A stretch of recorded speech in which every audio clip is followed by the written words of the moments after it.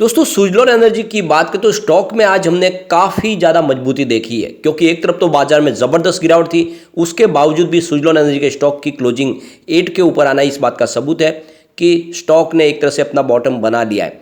बाजार में ज़बरदस्त गिरावट के बावजूद भी स्टॉक इस समय खरीदारी की संभावना बना रहा है और इसी वजह से आने वाले समय में यहाँ पे तेज़ी की संभावना बन सकती है। और जिस तरह से यहाँ पे बड़े गिरावट के बाजार में भी अगर स्टॉक मजबूती के साथ आगे खड़ा है तो आने वाले समय डेफिनेटली यहाँ पे तेज़ी भी बन सकती है। यहाँ पे कुछ बड़ी अपडेट निकल के आ रही है जिनको हम डिस्कस करेंगे। कुछ आज अच्छी डील भी हुई है उसको भी डिस्कस करेंगे और बाजार की क्या संभावना बन रही है उसको भी जानेंगे, क्योंकि काफ़ी लोग जो कह रहे हैं कि आने वाले समय बाजार में बहुत बड़ी गिरावट आ सकती है, यानी 2008 से भी बड़ी गिरावट आ सकती है। तो क्या वैसी संभावना बन रही है? क्या वाकई में हमारे बाजार में बहुत बड़ा क्रैश आने वाला है? और अगर ऐसा होता है तो फिर क्या हमारे सभी शेयर बेच के हमें निकल जाना चाहिए? इन सारी बातों को जानेंगे इस वीडियो के माध्यम से। सबसे पहले अगर हम BSE सेंसेक्स की बात करें तो आज 61,144 के स्तर पे क्लोजिंग देखी है, जहां पे हमने 518 पॉइंट की गिरावट देखी है, यानी 0.84% की गिरावट थी। और पूरे दिन ही बाजार में हमने दबाव देखा है और लगातार प्रॉफिट बुकिंग की वजह से आप देख सकते हो कि गिरावट के साथ में क्लोजिंग हुई है। इसके पीछे वजह है इंटरनेशनल रीजन। इंडिया के मार्केट में तो कोई ज़्यादा कमजोरी नहीं है, लेकिन इंटरनेशनल रीजन हावी है। आप देख सकते हो कि इन्फ्लेशन का प्रॉब्लम बहुत ज़्यादा प्रॉब्लम दे रहा है और लगातार जो काफ़ी लोग हैं जो कह रहे हैं कि आने वाले समय में बाजार में और भी ज़बरदस्त गिरावट हो सकती है, क्योंकि आने वाले समय में बाजार में इन्फ्लेशन का प्रॉब्लम और ज़्यादा बढ़ेगा। लोगों को बहुत सारी तकलीफ हो सकती है, स्पेशली US और UK के मार्केट में, और इसी वजह से थोड़े से सेंटीमेंट बिगड़ते हुए दिखाई देंगे।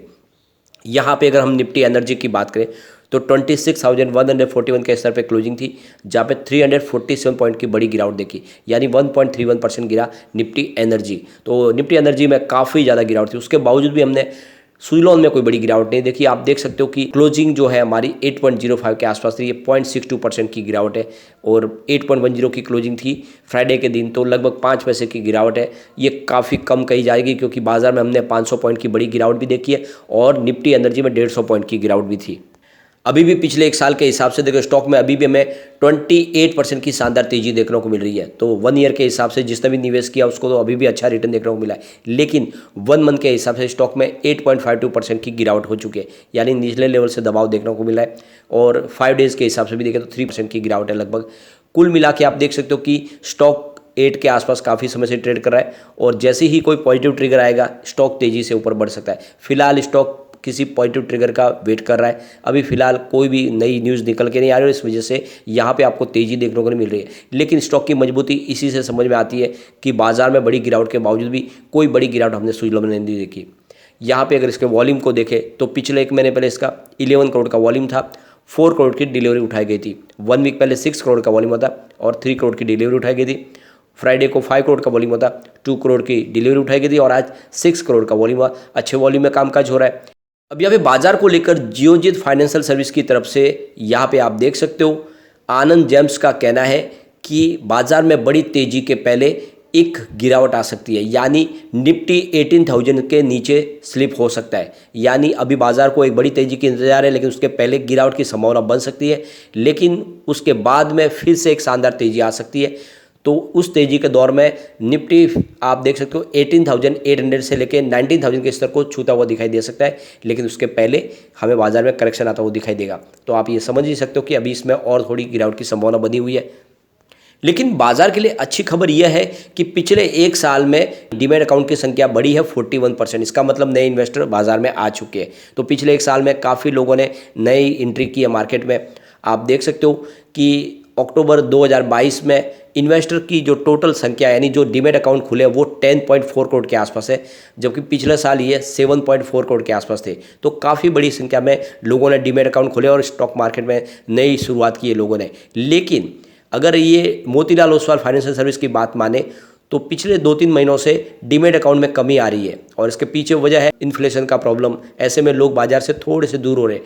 आप देख सकते हो अगस्त महीने में 26 लाख नए खाते जोड़े गए थे और सितंबर में देखें तो 20 लाख है और अक्टूबर में ये मात्र 18 लाख के आसपास रह गए। तो लगातार आप देख सकते हो जो नए डीमैट अकाउंट खुले उनकी संख्या कम हो रही है, जबकि पिछले साल अक्टूबर में ये 36 लाख नए डीमैट अकाउंट खुले, तो इस बार संख्या आधी रह गई है। इसका मतलब यह है कि लोग डर रहे बाजार में आने से और इसी वजह से बाजार में एक बड़ी तेजी भी नहीं आ पा रही है। यहाँ पे विंड एनर्जी के लिए एक बहुत बड़ी गुड न्यूज निकल के आ रही है। सिंगापुर बेस्ड कंपनी गुजरात और तमिलनाडु में पोटेंशियल तलाश रही है विंड एनर्जी के इंस्टॉलेशन के लिए। क्या वहाँ पे कितनी कैपेसिटी को इंस्टॉल किया जा सकता है। काफ़ी ज़्यादा समुद्र का एक इलाका है जहाँ पे आने वाले समय में एक बड़ी इंस्टॉलेशन की जा सकती है। और आप देख सकते हो कि बड़ी साइज़ के टरबाइंस लगाए जा सकते हैं। समुद्र के बीच में करीब 12 मेगावाट टू 18 मेगावाट के टरबाइंस लगाए जा सकते हैं और ये पॉसिबल है समुद्र के बीच में जहाँ पे कोई प्रकार का ऑब्स्ट्रकल होता नहीं है। और आप देख सकते हो इसके लिए सिंगापुर बेस्ड कंपनी यहाँ पे कोशिश कर रही है कि इंडिया में किस तरह से विंड एनर्जी को इंस्टॉल किया जाए। और आप देख सकते हो कि आने वाले समय सरकार ने भी जिस तरह से विंड एनर्जी के लिए बिड निकाली है 4 गीगावाट की और इसकी कैपेसिटी को बढ़ाया जाएगा। तो ये देख सकते हो कि आप ऑफशोर विंड के माध्यम से बिजली का उत्पादन होगा और उस जो भी बिजली का उत्पादन होगा उसको ग्रीन हाइड्रोजन में बदला जा सकता है और साथ में ग्रीन अमोनिया बन सकता है और इसका प्रोडक्शन होने के बाद इसको एक्सपोर्ट किया जा सकता है। यानी जो भी विंड एनर्जी के माध्यम से बिजली का उत्पादन होगा उसको पानी के साथ मिला के ग्रीन हाइड्रोजन का निर्माण किया जा सकता है और ये ग्रीन हाइड्रोजन है इसको एक्सपोर्ट किया जा सकता है। तो इंडिया के लिए बहुत सारी अपॉर्चुनिटी निकल के आ रही है। एक तरह से देखें तो एक बड़ा रिवॉल्यूशन आ सकता है। जिस तरह से यहाँ पे जो संभावना बन रही है कि यहाँ से ग्रीन हाइड्रोजन का एक्सपोर्ट किया जा सकता है तो इसके लिए हमारे जो समुद्र है उसका हमको बेनिफिट मिल सकता है और इसीलिए सिंगापुर की कंपनी यहाँ पे कोशिश कर रही है, वहाँ पे मॉनिटरिंग कर रही है। तो कुल मिला के देख सकते हो कि एक नया पीरियड शुरू होने वाला है और इसका फ़ायदा सुजलॉन को मिलता हुआ दिखाई दे सकता है क्योंकि सुजलॉन इंडिया की सबसे बड़ी कंपनी है। और ऐसे में आप देख सकते हो ग्रीन हाइड्रोजन का जो निर्माण होगा तो विश्व के काफ़ी देश है जो खरीदने को इस समय तैयार है। और आपको पता होगा ग्रीन हाइड्रोजन के माध्यम से चाहे फर्टिलाइजेशन इंडस्ट्रीज हो या फिर स्टील इंडस्ट्रीज हो, सबको जो पोल्यूशन है उसको रोका जा सकता है। यानी बिजली का जो इस्तेमाल है वो ग्रीन हाइड्रोजन के माध्यम से हो सकता है। तो ऐसे में आने वाले समय यहाँ पे काफ़ी तेज़ी की संभावना बन सकती है। तो अब यहाँ पे पॉजिटिव संभावना बननी शुरू हो चुकी है। दूसरी तरफ देखें तो जो COP27 चल रहा है इजिप्ट में, उसकी तरफ से एक बड़ी गुड न्यूज़ निकल के आ रही है। इंडिया और ऑस्ट्रेलिया ने मिलके दोनों ने एक पार्टनरशिप की है और दोनों मिलके ग्रीन एनर्जी के सेक्टर में और नया इन्वेस्टमेंट कर सकते हैं, कुछ नई अपॉर्चुनिटी ला सकते हैं। तो दोनों की जो पार्टनरशिप हुई है ये रिन्यूएबल एनर्जी सेक्टर के लिए कुछ बड़ा करते हुए दिखाई देगी। तो लगातार इस सेक्टर में काफ़ी ज़्यादा गुड न्यूज़ निकल के आ रही है जो इशारा करे कि आने वाले समय में इस सेक्टर में काफ़ी अच्छी तेजी आ सकती है क्योंकि इंडिया ने अपना गोल सेट किया है 2070 तक नेट जीरो कार्बन पॉलिसी में जाना है और 2030 तक जो कार्बन का एमिशन होगा उसको 25% रिड्यूस करना है। और ऐसे में ऑस्ट्रेलिया के साथ ये जो पार्टनरशिप है ये काफ़ी मायने रखती है। ऐसे में आने वाले समय ऑस्ट्रेलिया की तरफ से निवेश आ सकता है। अब यहाँ पे जो रिपोर्ट निकल के आ रही है कह रही है कि पिछले कुछ समय से अगर आप देखें तो ग्रीन एनर्जी के माध्यम से इंस्टॉलेशन कैपेसिटी तो बढ़ रही है। यानी जो 12.3% के आसपास थी वो बढ़ के 12.9% के आसपास हो गई है पिछले एक साल के हिसाब से। लेकिन इस दौरान अगर देखें तो जो कोल बेस कैपेसिटी है उसमें कमी आ रही है। 66.2% के आसपास थी वो गिर के 65.8% के आसपास हो गई है। तो एक तरह से देखें तो ग्रीन एनर्जी के लिए काफ़ी अच्छी खबर है। दूसरी तरफ कुछ बड़ी आज अच्छी डील भी हुई। आप देख सकते हो सुबह बाजार खुलते ही 9:18 पर 8.10 की प्राइस से 12,94,000 शेयरों की खरीदारी हुई। उसके बाद 10:49 पर 8.05 की प्राइस से 10 लाख शेयरों की एक और बड़ी खरीदारी हुई। फिर 10:57 पर 8.05 की प्राइस से 14,93,000 शेयरों की एक और बड़ी खरीदारी हुई।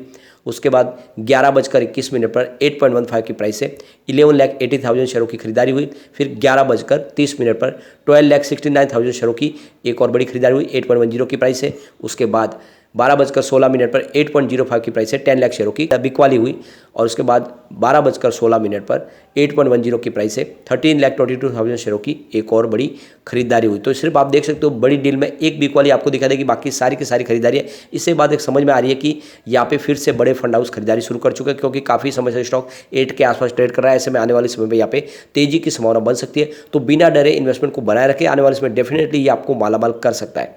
लेकिन फ्रेंड कोई भी इन्वेस्टमेंट करने से पहले अपने फाइनेंशियल एडवाइजर्स के बारे में ले ले या अपना खुद का रिसर्च करें क्योंकि मैंने वीडियो आपके एजुकेशनल पर्पज के लिए ही बनाया। वीडियो पसंद आए तो लाइक से जरूर कीजिए और चैनल को सब्सक्राइब कर दीजिए। Thank you friend.